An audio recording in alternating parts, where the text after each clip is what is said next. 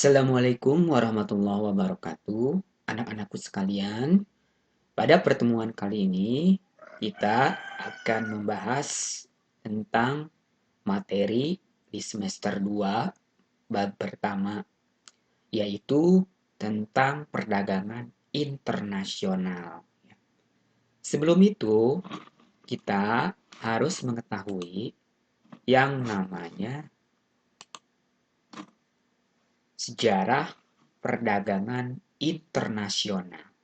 Sejarah perdagangan internasional dibagi menjadi beberapa bagian, yaitu yang pertama, perdagangan internasional pada abad pertengahan. Yang kedua, perdagangan internasional masa penjelajahan samudra. Yang ketiga, perdagangan internasional masa revolusi industri. Yang keempat, perdagangan internasional masa Perang Dunia. Yang kelima, perdagangan internasional masa reformasi. Ya. Atau kesininya disebut dengan era digitalisasi. Ya, baik. Yang pertama ini adalah gambaran mengenai perdagangan di abad pertengahan. Ya. Pada abad pertengahan ada dua jalur perdagangan ya yang menghubungkan beberapa wilayah ya ataupun negara pada saat itu. Ada yang melalui jalur darat ya yang dinamakan dengan jalur sutra ya. Kenapa dinamakan jalur sutra? Karena komoditas yang diperdagangkan pada saat itu yaitu dominannya itu sutra ya, melewati Persia, melewati India dan akhirnya sampai di Cina. Yang berikutnya ada jalur laut melewati Mesir, Arab, Somalia, India, kemudian akhirnya sampai di Cina, Myanmar, kemudian Malaysia, ya, Singapura, dan juga di Indonesia, di Pulau Jawa dan Sumatera. Ya, itu ya jalur perdagangan darat dan laut. Yang berikutnya, abad penjelajahan samudra. Ya, setelah ditemukannya sistem navigasi, kemudian juga kapal-kapal yang digunakan untuk dalam pelayaran sudah canggih, maka diadakanlah penjelajahan samudra yang tujuan utamanya itu untuk mencari rempah-rempah ya atau mencari wilayah baru ya dan salah satunya juga untuk membuktikan bahwa bumi itu bulat. Salah satu penjelajah samudra adalah Columbus ya. Columbus melakukan penjelajahan dan sampai di Kepulauan Bahama ya Amerika Tengah ya. Columbus ini orang yang menemukan itu benua Amerika. Kemudian berikutnya ada Vasco da Gama. Kemudian juga ada Alfonso de Albuquerque, Arta Bartolomeus Diaz ya, yang menjelajah samudra ya, yang melalui Afrika, kemudian sampai di India, Calicut, dan ada yang sampai di Indonesia ya. Mereka membawa semangat yang dinamakan gold ya, kejayaan, glory ya. Ada juga yang gospel, itu menyebarkan agama Nasrani. Berikutnya, ini adalah rute-rute yang pernah dilalui para penjelajah samudra. Yang berikutnya adalah masa revolusi industri ya yang ditandai dengan perubahan dari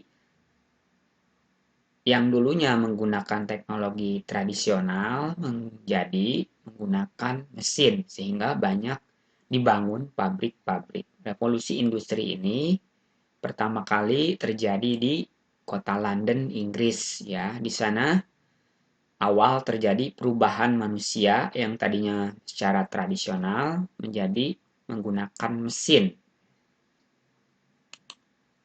Nah, yang berikutnya masa Perang Dunia.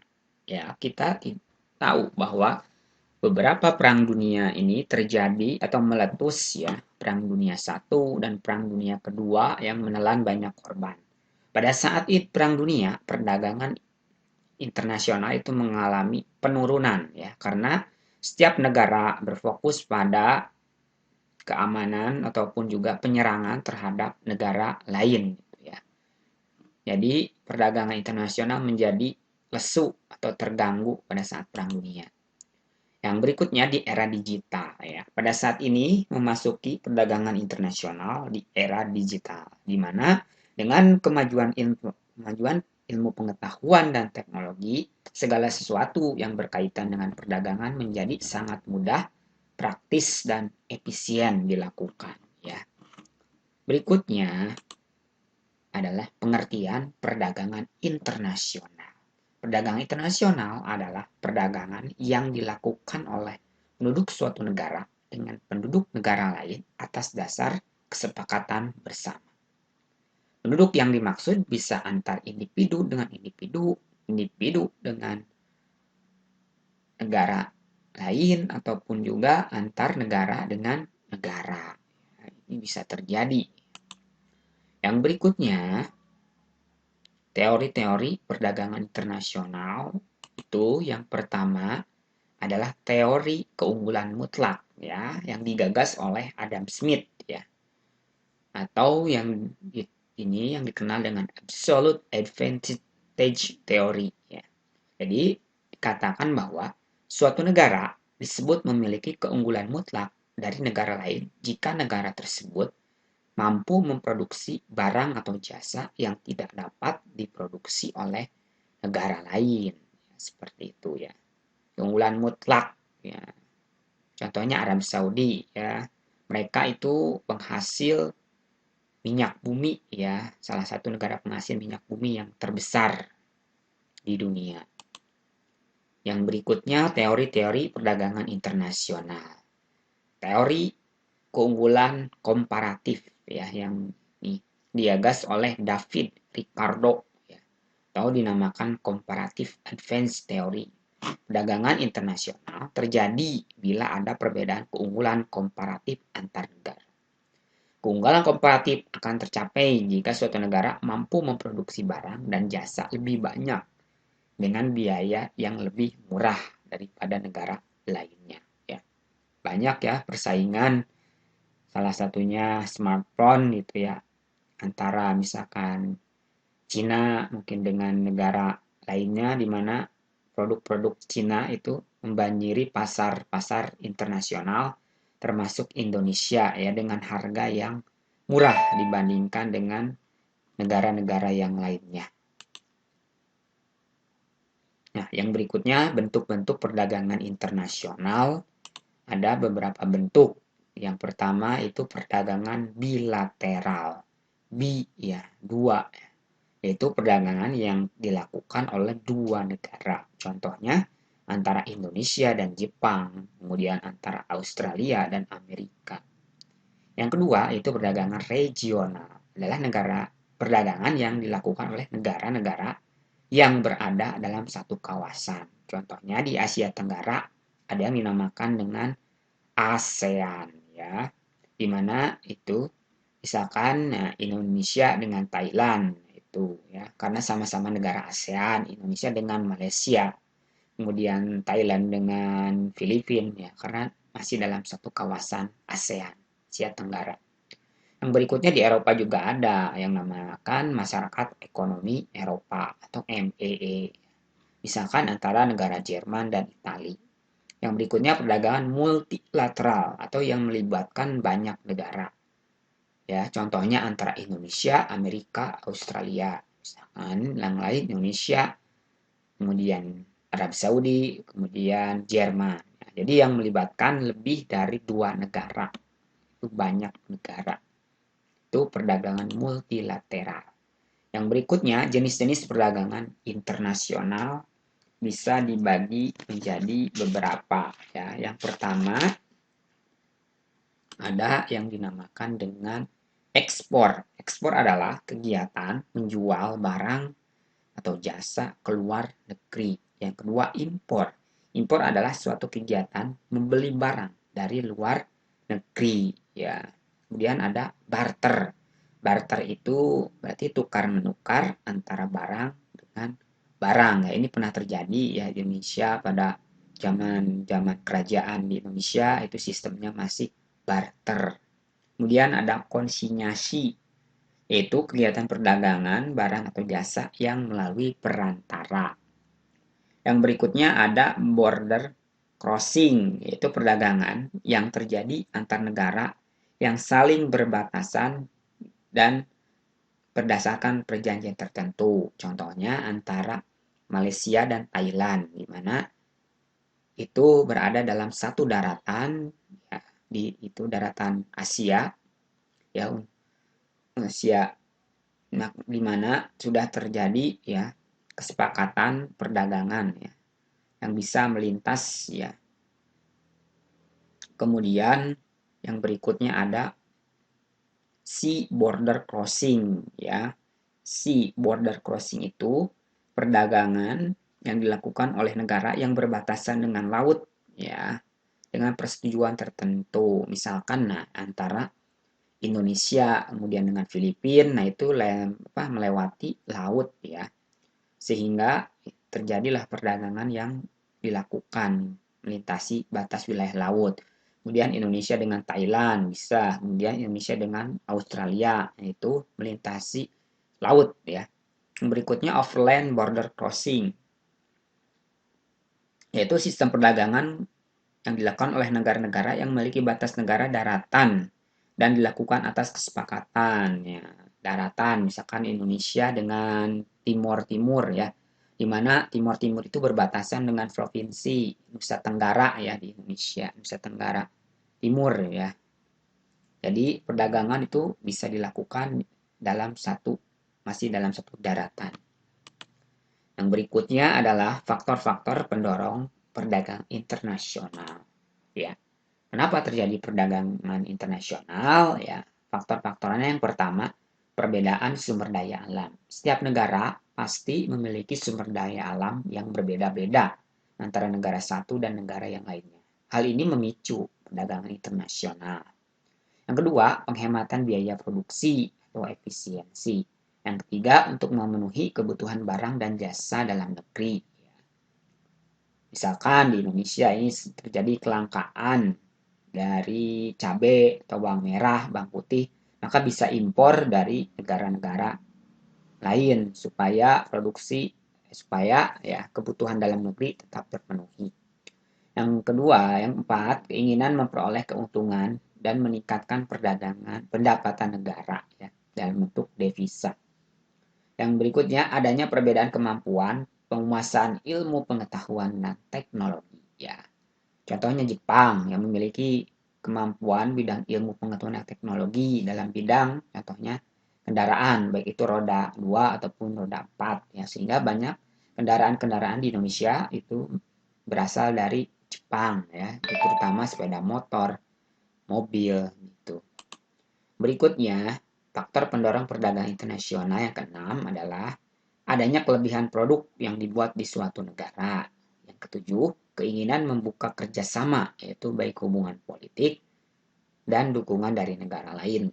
Yang kedelapan, terjadinya era globalisasi, sehingga tidak satu negara pun di dunia ini yang mampu hidup sendiri, pasti membutuhkan negara lain untuk memenuhi kebutuhan dalam negerinya. Oke. Berikutnya, manfaat perdagangan internasional ya. Yang pertama itu untuk menstabilkan harga-harga. Tentu ya, ketika terjadi kelangkaan di dalam negeri, harga cabai misalkan naik, maka perlu adanya impor ya untuk menstabilkan harga-harga sehingga harga cabai bisa kembali normal. Yang berikutnya meningkatkan kualitas konsumsi. Yang ketiga bisa memperluas jangkauan pasar dengan tujuan untuk menambah keuntungan dari spesialisasi. Yang keempat, memungkinkan untuk transfer teknologi guna memahami teknik produksi yang lebih efisien dan modern. Kelima, bisa mempercepat laju pertumbuhan ekonomi suatu negara. Yang keenam, menambah devisa negara dari hasil ekspor. Yang ketujuh, perdagangan internasional bisa membuka lapangan pekerjaan baru. Yang kedelapan, menjalin persahabatan atau kerjasama negara lain. Yang kesembilan, menaikkan penyebaran dari sumber daya alam suatu negara ya. Berikutnya, manfaat perdagangan internasional menurut Sudono Sukirno Yang pertama, memperoleh barang yang tidak dapat diproduksi di negara sendiri. Yang kedua, memperoleh keuntungan dari spesialisasi. Yang ketiga, memperluas pasar dan menambah keuntungan. Yang keempat, transfer teknologi modern. Hambatan dalam perdagangan internasional. Seperti kita tahu, raksasa ekonomi di dunia itu ya, perang dagang sering terjadi antara Amerika dan Tiongkok ya atau China ya. Sehingga hal itu berdampak pada perekonomian dunia negara-negara yang lainnya. Ya. Apa saja hambatan perdagangan internasional? Yang pertama itu kebijakan tarif yang menjadi hambatan perdagangan internasional. Jika suatu negara memperlakukan tarif yang terlalu tinggi, maka itu akan menghambat impor barang dari luar ke dalam suatu negara tersebut. Yang kedua, kebijakan non-tarif ya, sering ada embargo atau pelarangan produk tertentu ya terhadap suatu negara, misalkan antara China atau Tiongkok dan Amerika itu sering terjadi ada kebijakan ya, yang melarang produk-produk dari China ataupun dari Amerika masuk ke dalam negeri negaranya masing-masing seperti itu ya. Yang berikutnya adalah terdapat lembaga-lembaga ekonomi di suatu daerah atau di suatu negara. Adanya lembaga-lembaga ekonomi itu bisa memperlambat ya terjadinya perdagangan internasional karena birokrasi yang terlalu berbelit-belit nantinya. Yang berikutnya yang keempat, tidak semuanya jenis mata uang di setiap negara ya. Setiap negara tentunya memiliki mata uang masing-masing. Nah, hal ini dapat menyulitkan terjadinya perdagangan internasional ya. Berikutnya, buruknya kualitas produk yang diperdagangkan ya. Jika kualitas ya produk yang ingin diekspor ya, ke luar negeri itu tidak memenuhi standar, ya tentu ini akan menghambat terjadinya perdagangan antar negara. Yang kedua, menurunnya tingkat kesejahteraan suatu negara. Banyaknya pengangguran, banyaknya gelandangan di suatu negara itu dapat menghambat terjadinya perdagangan internasional. Yang berikutnya, adanya resiko besar ya dan kesulitan dalam pembayaran. Ya. Seringkali itu terjadi kesulitan pembayaran atau resiko yang besar ketika adanya perdagangan sehingga itu akan menghambat ya, perdagangan antar negara. Yang berikutnya nilai tukar mata uang yang senantiasa berubah-ubah. Kita tahu setiap waktu ya nilai tukar mata uang negara-negara senantiasa berubah, termasuk rupiah kadang menguat ya, kadang menurun ya, tergantung kondisi pasar. Yang berikutnya adalah regulasi ekonomi yang berbelit-belit ya. Kadang suatu negara memberlakukan regulasi atau peraturan ekonomi yang terlalu berbelit-belit sehingga hal ini berdampak pada sulitnya perdagangan internasional. Yang berikutnya keamanan negara yang tidak terjamin. Negara-negara yang mengalami konflik ya, itu dapat menghambat terjadinya perdagangan internasional atau masuknya barang-barang dari luar ke dalam itu karena keamanan pun di sana tidak terjamin ya karena konflik yang berkepanjangan. Misalkan negara-negara di Timur Tengah ya, beberapa negara itu ada yang mengalami konflik ya di bidang keamanan. Masuk juga di Afrika ada beberapa negara yang mengalami konflik ya, hampir di seluruh dunia ada gitu ya negara-negara yang mengalami konflik. Oke, terima kasih atas perhatiannya. Itu saja pembahasan materi tentang perdagangan internasional. Sampai jumpa lagi pada pertemuan selanjutnya. Assalamualaikum warahmatullahi wabarakatuh.